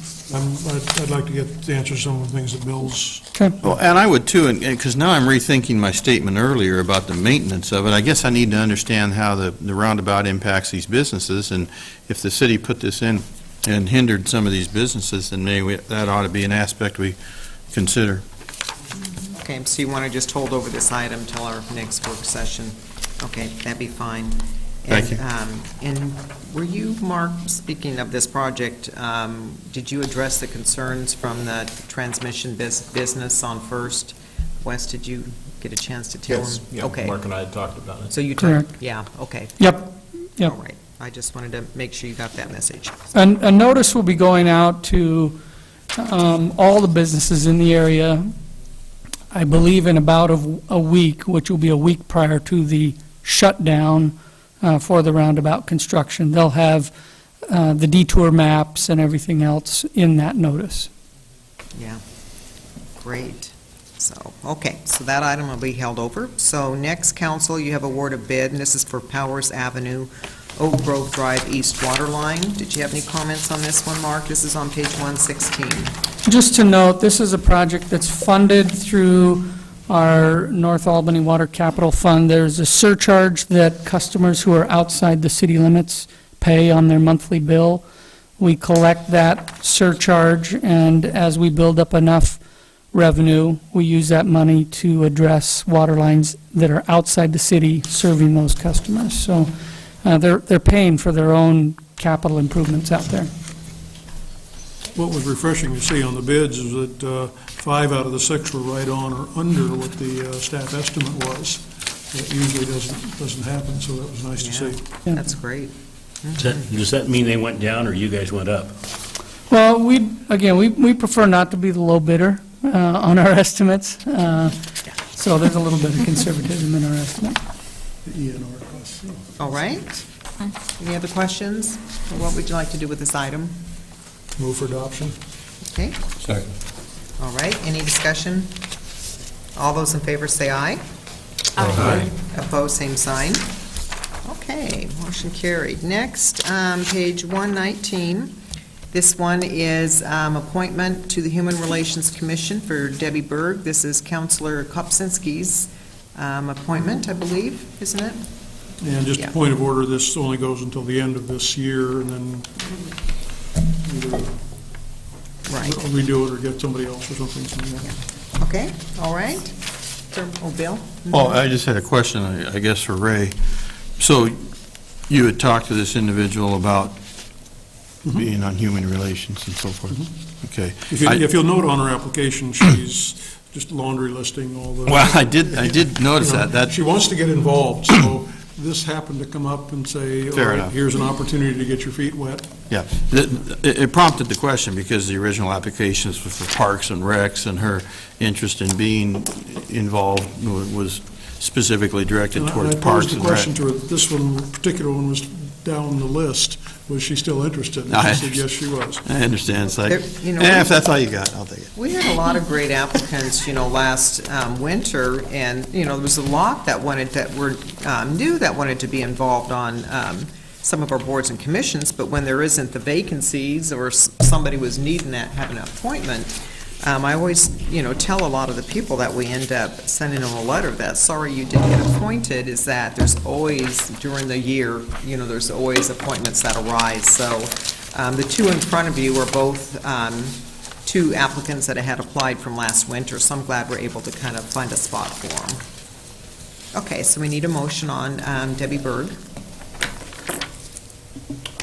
I move we adopt the appointment of Debbie Berg to Parks and Recreation. Human Relations. Well, this will be for Human Relations, so. Oh, Yeah. pardon me. Yeah, I see. Okay, do you want to make a motion to that? Parks and Recreation. To Human Relations. He's in a Okay, is there a second? Second. All right, any discussion? All those in favor say aye. Aye. Opposed, same sign. Okay, next, and then this one would be for Lindsay Godwin, Goodwin, or Godwin is how you pronounce her name, and I chatted with her.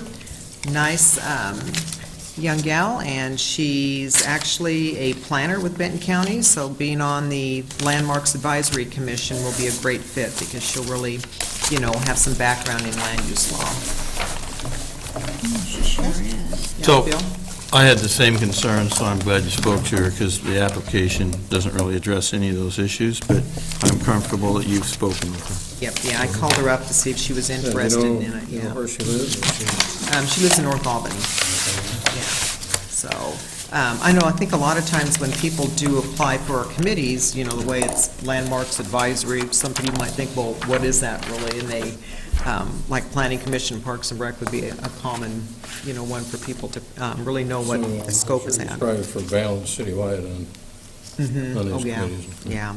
So, and Landmarks is a little different. Usually it's, we have like an architect on there, and you got somebody that's a contractor, and you try to make sure you get people that know historic preservation and on that committee. So it's very important to have that.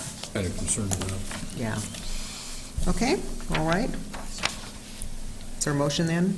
for approving Move to Lindsay? approve the recommendation for the committee person. Okay, all right, any discussion? All those in favor say aye. Aye. Opposed, same sign. Okay, all right. Thank you, council. We took care of all that business, except you got one more, which this is the report for the Public Safety Facilities Review Committee, that Councilor Collins would appreciate if we would send that off to the work session too. So is there comments to it, Wes, yeah, or? Well, I mean, I think this is going to come up in the context of, in the end, what is the council going to do with the recommendations that you receive from this committee? I really don't think there is any required action at this point. The committee made a motion, and this is, again, goes back, and I appreciate Jim's speech about all of us hearing things differently, but in this case, there was a specific motion made by the committee. 10 members voted in favor of that motion, and that's the motion that you have in front of you, and that is their recommendation that the city... Correction, this motion was approved unanimously. Then, I believe, Tom and Skeet wanted an additional motion, which was... No, Marilyn was shaking her head too. So, again, we hear what we want to hear. I think one was 11-1 and the other one was 12 or 10-2. There were two motions. If I had my notes here in front of me, I'd tell you, but I do not have them. Wait, hold on. Never mind. I think I do. The point I guess that I would make is the minutes up? that there was a specific motion made in regards to the recommendation that you have before you, and it's a matter of record and easily verified. But again, it's not a recommendation that requires any action at this point. I mean, you're going to have to make decisions about how to fund these facilities, assuming that, I mean, the committee has already voted in the past, and I think Mr. Courtier was in agreement that there is a need for these facilities. And there have been a number of recommendations that have sort of verified that fact. The question that you are ultimately going to have to answer is, how do we want to fund these facilities? And this is one recommendation that the committee has made at this point, but not one that the council has to take action on at this point. Okay, all right. So maybe a future work session we discuss that. I would say, yeah, this just comes up in the context of what is it you want to do in order to be able to try and fund these facilities. So should we be making decisions kind of piecemeal, or should we wait till the whole report comes to us and we decide? Well, to some extent, there has been a requirement to make some decisions, like the request for qualifications for the design team has already gone out, and the council needed to approve that, and you've done so. But in terms of the financing, answering the financial questions, it's really, you're not in a position at this point to answer all those questions because you don't know fully what the cost will be yet. That's right.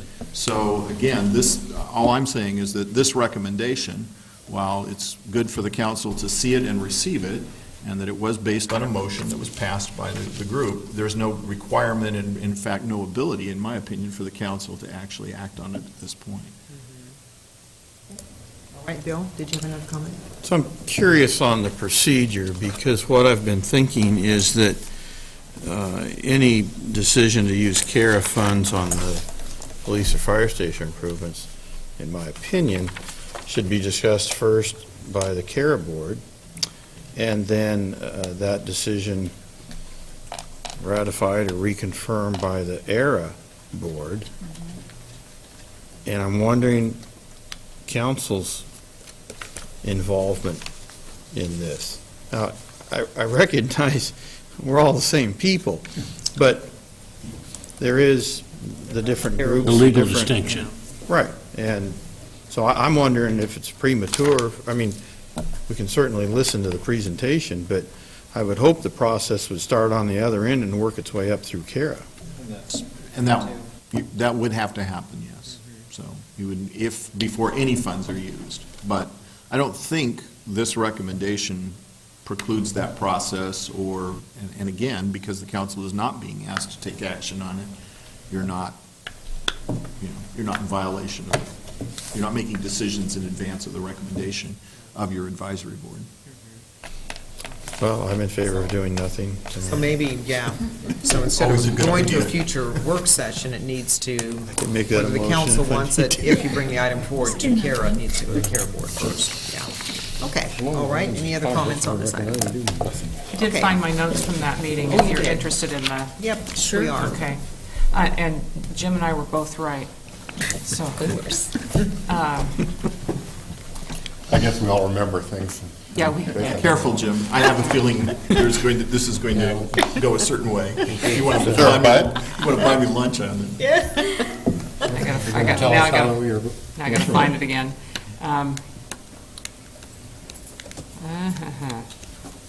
There was a vote on, I'm getting there. These, this is like 15 pages, 16 pages of notes, which will become 20 pages of minutes ultimately. I'm not making that up. Wow, you've spent so much time on it. Shoot. Okay, here we go. There was a survey which Mr. Cordier referred to make changes that Senator Morse suggested, the minor amendment changes which are in the recommendation that you have before you. That was the consensus survey. Mr. Cordier said no, so they took a vote.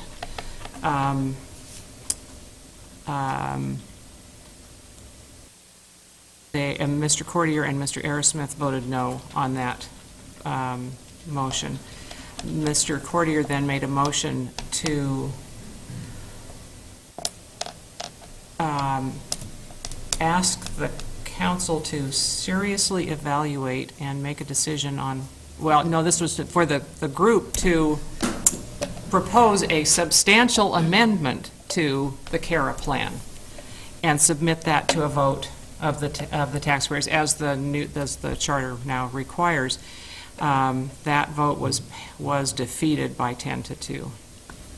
There were, just for the record, there were no unanimous decisions. There were not. There were not. Thank you. Not that that's a huge issue. Go ahead and twist the knife, Wes. Good Lord.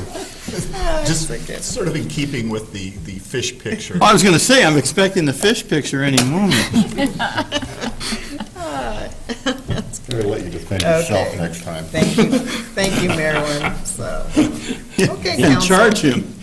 Bessie. I'm sorry, with everything that was just said, does that mean that, we haven't made a decision and we're going to talk, the minor change, the minor amendment is the one that we can go forward with without any vote, right?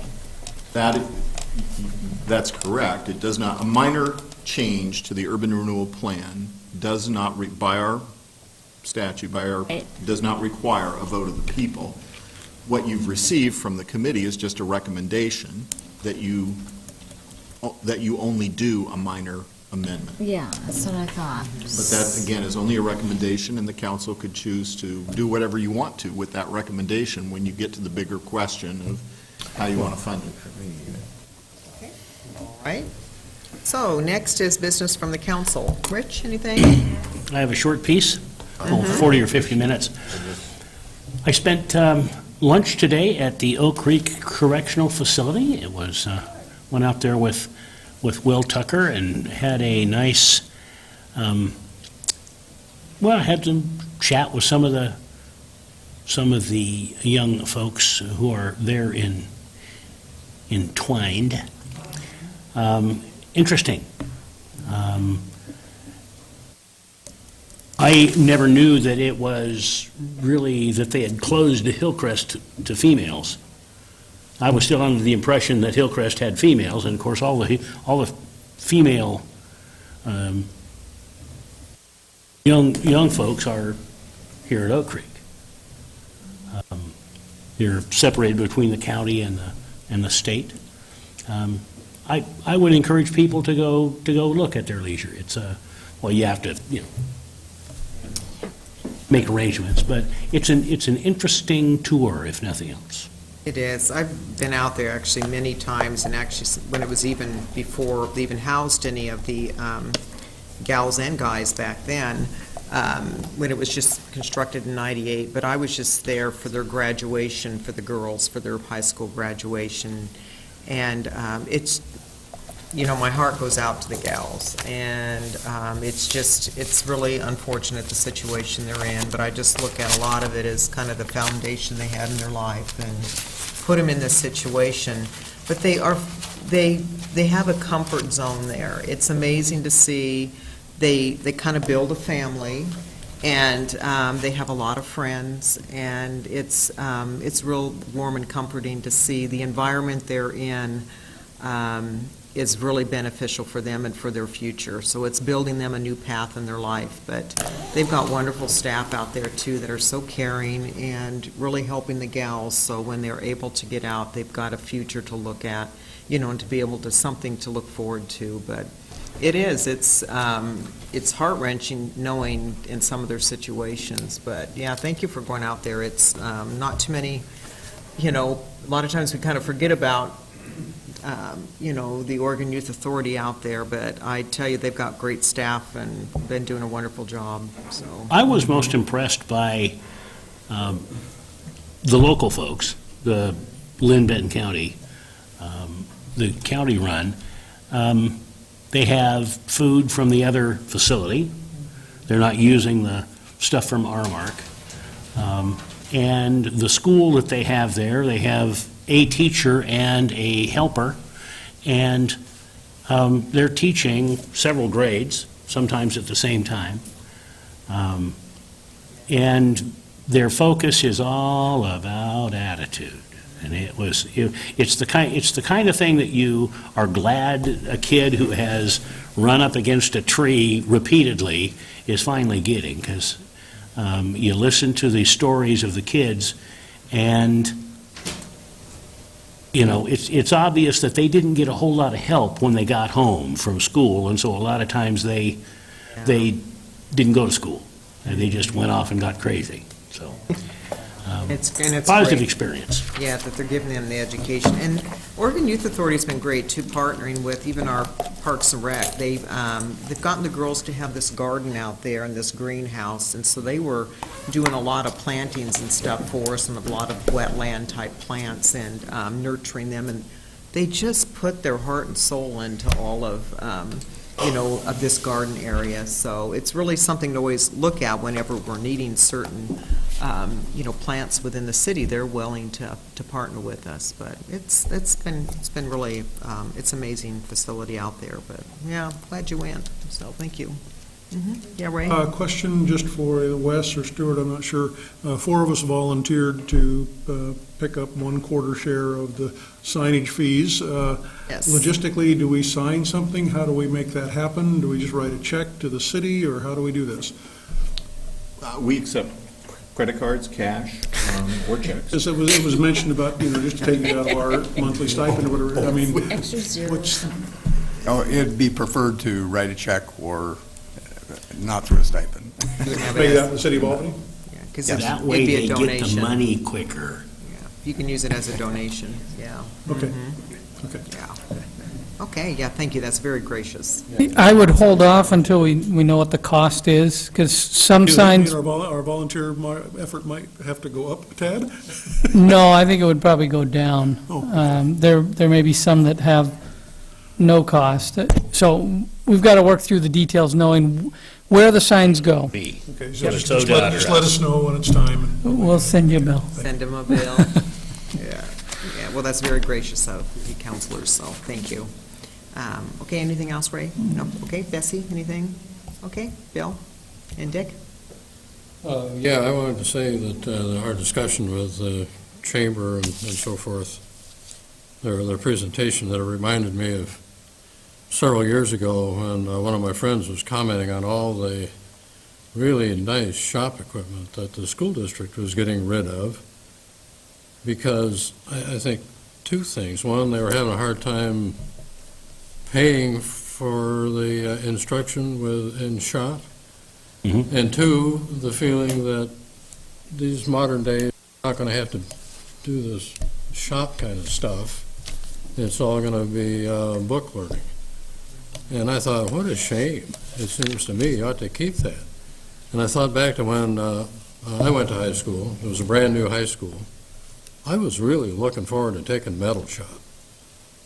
And all I got to take was a wood shop that one of the middle or junior highs had, and we fiddled around with making some wooden stuff. But I was really disappointed I didn't get to take metal shop. I had to wait till I was a graduate student. Now, the chemical engineering department, they had a couple of nice lathes. They had a drill press, they had some good welding stuff, torches and stuff. I had a lot of fun being a graduate student. But I want to say I'm all for what Lynn Benton is doing, training guys so that they can do the jobs that we got around here, which are really pretty technical, some of them, our metals industry. But I really appreciated your comment, Rich, about how about Millersburg? Should the city of Albany be carrying a load that industries in Millersburg are? Well, it's a question. Yeah. I mean, And I've got that same ultimately, question. we get a lot of benefits, but, you know, I would not feel good about having a situation where our folks got to pay a big bill. You know, realistically, So I'm saying we I have agree with people running in and I'm saying I agree with all yeah. that. I don't often, well, don't always agree with you, let's put it that way. well, don't always Um, disagree with. Yeah. Yeah. But my question is, doesn't Lynn Benton levy tax over both Lynn and Benton counties? Is it the whole of both counties? I believe so. Counties, I think. Yeah. Yeah. Seems to me that makes more sense to raise the money from that expanded area rather than and I know we're seen as daddy warbucks having that Pepsi money, but I really think we ought to think twice about just letting it fiddle off. And I was kind of mean to Wes at our budget time when he wanted to borrow some, and I said, well, okay, now how are we going to, and when are we going to pay it back? And I didn't hear them saying anything about payback, and I don't think that's their proposal. Maybe we need to ask them that. Well, we'll be all taking that up at a work session. Yes, so, yes, yeah. and what's my other question here? We have a federal government that is getting into so much supervision of our education, and I think a lot of it's misguided. You know, wanting to cram more and more stuff into kids. I've always thought our educational system was superior to the European system, that we geared it toward everybody being able, or pretty much everybody, being able to understand and absorb what's being presented in our grade school and high school programs.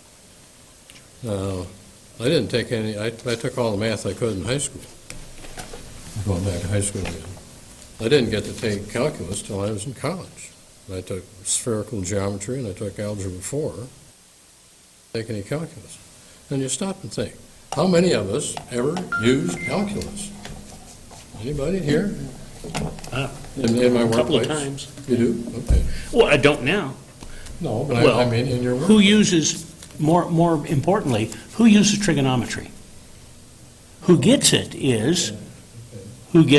are the doctors, and but who uses it are welders. They call it lofting. They call it pipe layout. But it's, in reality. Some trigonometric thinking, just home projects. So I'm really wondering, do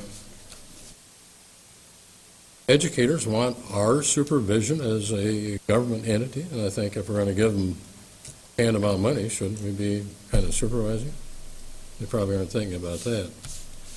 And lastly, I think it sets a bad precedent. If we about money like this, how do we say no to the next group that has a really good proposal? Oh, it would be pretty easy in this case because we won't have any more money. Well, give it all to them. The whole pot's gone. You got a point there. It might save problems in the future, but I don't think we, well, I want to listen to the work session, but I'll say, I guess my main objective was to see, doesn't Lynn Benton cover both counties? So, Yes. yeah. And this and That's it, okay. And I didn't have anything this evening, Wes? Just a couple of things.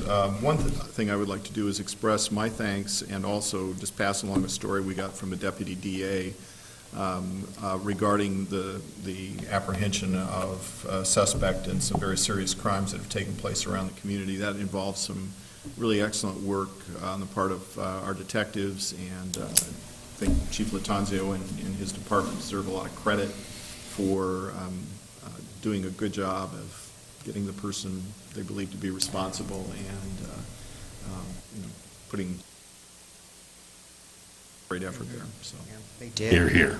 Put in a lot of effort, and I do think it cost your department more money, wasn't it, to try to be able to get that extra coverage, and, yeah, well, we really appreciate it, so that was a... Oh, wow, yeah, wow, well, it paid off big time, so, yeah, appreciate that, so, yeah. Okay, anything else? All right, staff, Mark? Yeah. Just an item, just so you're not caught unaware, we will be installing a valve down at Talking Water Gardens, kind of near the entrance, so you'll see some construction there in the coming weeks, just so you're not surprised.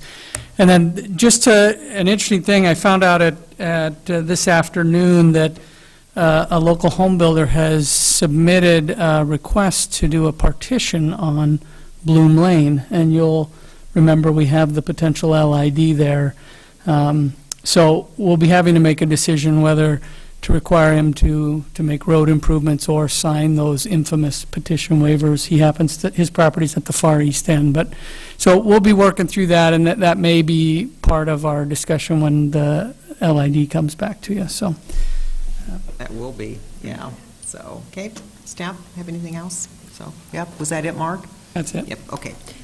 So next week, we have our beginning of River Rhythms, and July 3rd will be our concert and fireworks, so down at Monteith Park, so not tomorrow, the next Thursday. And then we have work session on the 7th, and regular session July 9th, and with that, we are adjourned.